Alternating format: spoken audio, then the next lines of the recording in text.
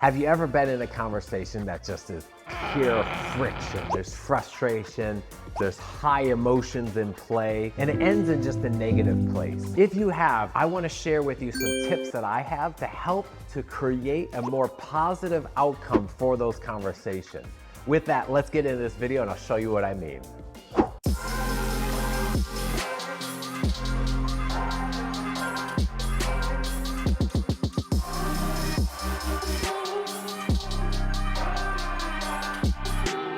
So there you are. Someone says something to you, you feel your body, your blood start to rise up and you just want to go blah, blah, blah, blah, blah, blah, and just emotionally start triggering each other, pulling up those old traumas, those old triggers, and it just makes the situation get worse and worse and worse, and eventually you end up in the conversation spiral of death where it just ends in a horrible place. If that has happened to you, here's some ideas, here's some suggestions I have to help you to be able to bring that back. The first one is that before we react to anything that they just said, we have to reflect, meaning we don't give any commentary on it. We don't give our thoughts. We don't give our side of the story. We don't give anything except for a reflection on what they said. And it starts like this. I heard you say da da da da da, and is that correct? And then let them respond. Make sure you're capturing exactly what it's saying.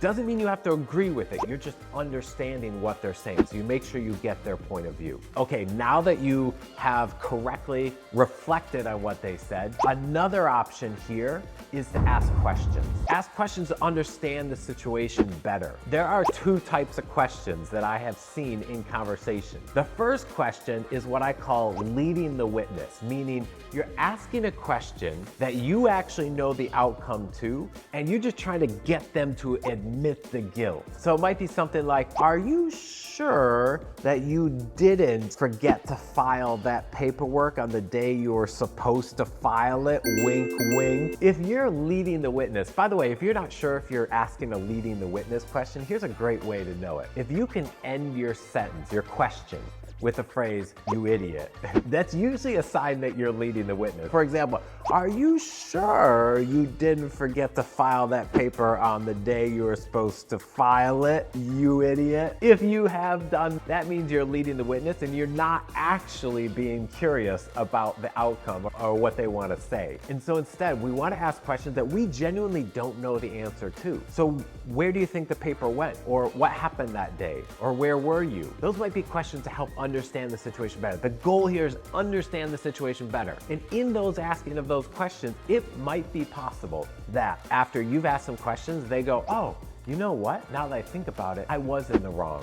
My bad, and they apologize. Or you might go, oh, you know what? I was in the wrong, my bad, and might apologize. Or, and I know that those are two magical unicorn type situations, but the third option is more likely. And this is the third option, is that we understand the situation better, we hear their side of the story, they hear our side of the story, and we end at this spot where we mutually agree to disagree, but, and here's the key, at least they were heard. So often in conversation, people feel like they weren't heard in what they were trying to express. And so if you start off with the reflection before the reaction, and you ask open-ended questions that don't lead the witness, you'll get to that spot where they're gonna say, at least I was heard. They may not say it out loud, but internally they're gonna feel like, okay, we don't agree, but at least he understands or she understands my point of view. And lastly, the third and final tip I have is that out of everything that was said, is there any point in that conversation, any part of that conversation that you can find common ground, that you can find something that you both can latch onto and say yes to? So you may not agree with everything that person said,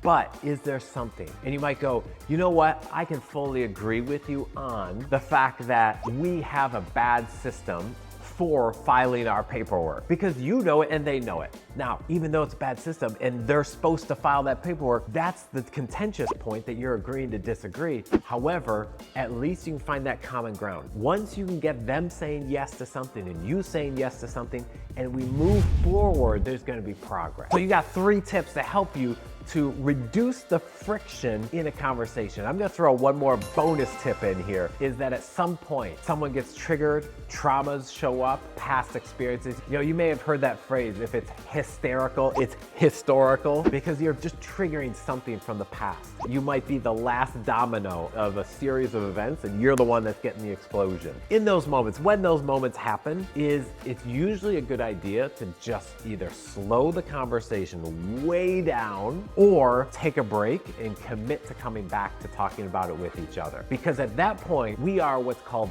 flooded. John Gottman from the Gottman Institute talks about being flooded. And when we're flooded, we're just firing from the emotional response, and rarely does something good come out of that situation. So if one or both of you are flooded, commit to pausing, go take a break, and then come back. When you take that break, do something on that break that is not related to the conversation. Go physically move, go cook something, go create something, take a walk, do something that is different than thinking about that conversation. And by the way, men, you statistically take longer to cool down when you are flooded than women. I believe it's about 20 to 30 minutes for us men to cool down, according to John Gottman's research. So now you have that bonus tip of reducing the flooding. So there you go. I gave you 4 ways to help reduce that friction. The first one is to reflect before we react. The second one is to ask open-ended questions. The third one is try and find some sort of common ground. And the fourth one is to take a break if you feel that you or the other or both of you are flooded. If you like this tip and this helps you with your communication and your team and engaging your people around you,